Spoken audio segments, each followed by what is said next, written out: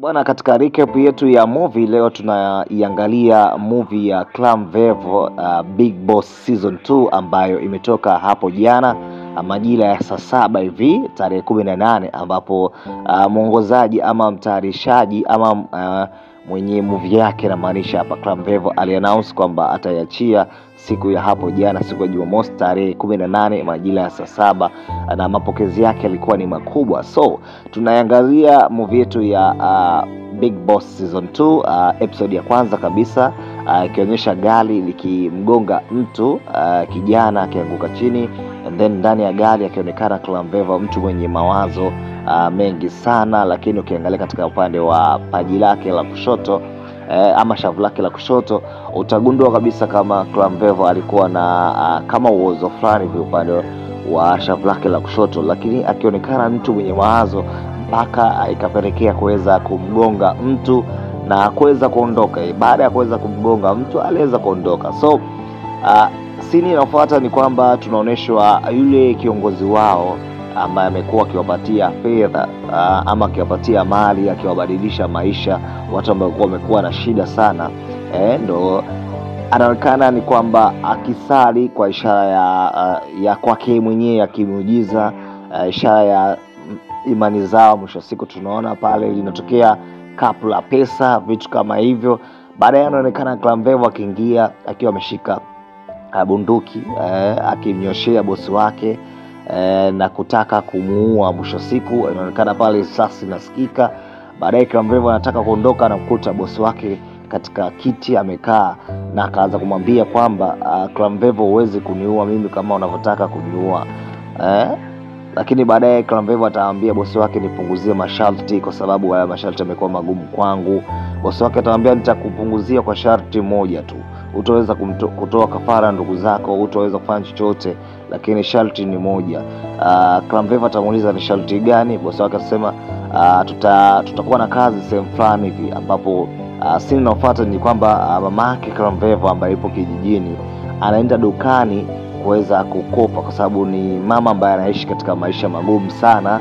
Na hii movie pia inatufundisha kwamba sio kila ambaye mtoto wako atakuja kukusaidia. So tunaonyeshwa kwamba mamake Clamvevo anaenda dukani, na dukani pale yuko Cheusi ambaye anamtolea maneno makali sana, kumwambia yule mama, una mtoto tajiri, anagawa pesa nyingi sana mjini, lakini yule mama kila siku unakopa au una madeni mengi sana. Kwa hiyo yule mama anaghafilika, anaumia, anambeba basi mwanangu inatosha, mimi acha niondoke. Anamuita mchawi.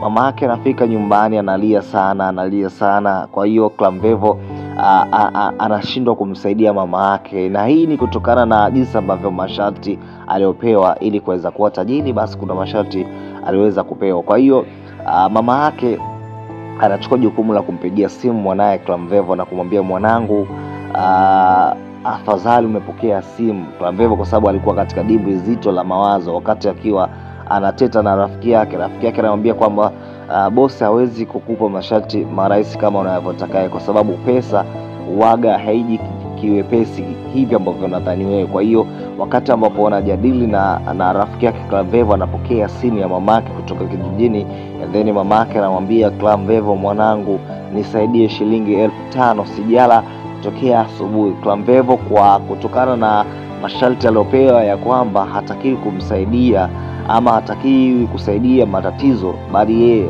pesa zake atumie katika mazingira ya starehe, anaamua kuikata ile simu ya mamake. Mamake anashangaa, mwisho siku anaamua kumwaga kilio. Wakati Clamvevo akifikiria namna gani ambavyo anafanya kwa mamake, ni mamake ambaye amemlea kwa mazingira ya shida. Babake alitangulia mbele za haki, lakini yeye alipambana na mwanae. Mama yake Clamvevo alipambana na mwanae kuhakikisha kwamba mwanae anasoma.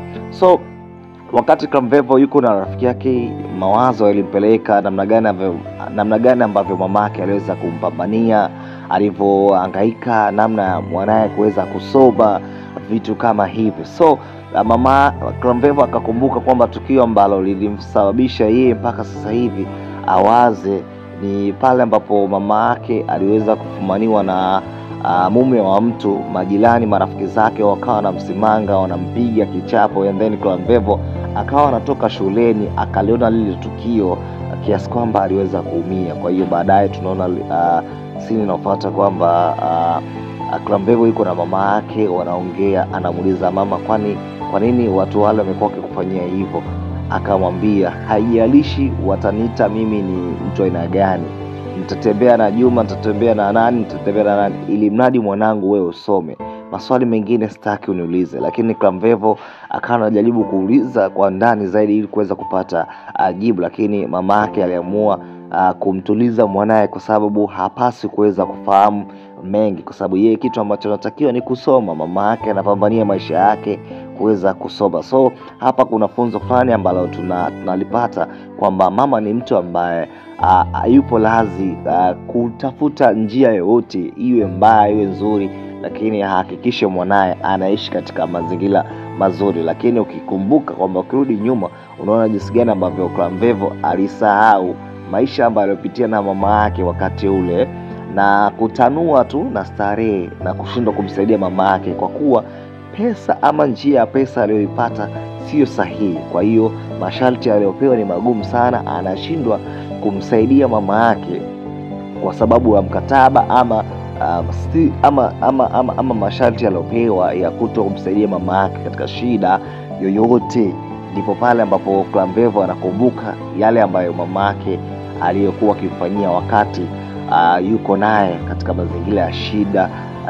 Mama yake anahangaika, mama yake anauza utupu wake ili kuweza kupata pesa mwanae aweze kusoma na aishi katika mazingira mazuri. Kwa hiyo tunatoka katika dimbwi la mawazo la Clamvevo, wanafika sehemu ambayo walipaswa kuweza kufika na big boss wao Clamvevo na watu wengine na washirika wengine katika chama chao. Tunaona wakiwa makaburini, kuna mmoja kati ya mtu ambaye anamwaga chozi. Ni siku yake ya kuzaliwa, siku yake ya birthday, lakini siku yake ya kuzaliwa inaonekana wakisherehekea makaburini, kitu ambacho kilikuwa kinaumiza sana. Ni kwamba yani siku yako kuzaliwa lakini unaenda kusherehekea ukiwa makaburini, yani kwamba wanachama wote wakisherehekea makaburini, and then walikuwa wamelizunguka kaburi. Ni kama vile yule mtu ambaye anasherehekea siku yake kuzaliwa, ni kama vile siku yake kuzaliwa ilikuwa na maumivu mazito, kwa sababu inaonekana kwamba yule ambaye amelala katika lile kaburi ni mtu wake muhimu sana. So hatujajua kwamba ni mama yake or not. Kama ulitazama katika season 1, naamini kwamba hiki ambacho nakizungumza utakuwa unaelewa kwamba yule mtu alimtoa ni nani yake pale, kwa sababu unajua katika masuala haya vyama ambayo yamekuwa yakifanya matukio ya ajabu kama ya uchawi, kuna masharti ambayo unapewa, either untoe ndugu yako au mtu ambaye ana umuhimu sana kwako. So huenda mmoja hapo kati ya watu hao wamemtoa, basi ana umuhimu kwake. So tunaona pale boss akiongea kinini na nini, mwisho siku wanatawanyika.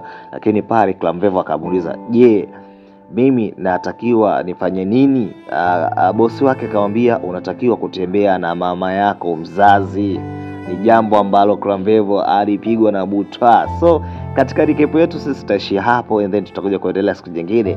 Ungekuwa Clamvevo, umepewa sharti la kutembea na mama yako mzazi, na hii ni baada ya yeye kuomba kupunguziwa masharti. So masharti ambayo yamepunguziwa ni kwamba anatakiwa kutembea na mama yake mzazi. So can you imagine kwamba unabidi utembee na mama yako mzazi? Clamvevo atawezaje kuweza kumshawishi mama yake atembee naye kimapenzi?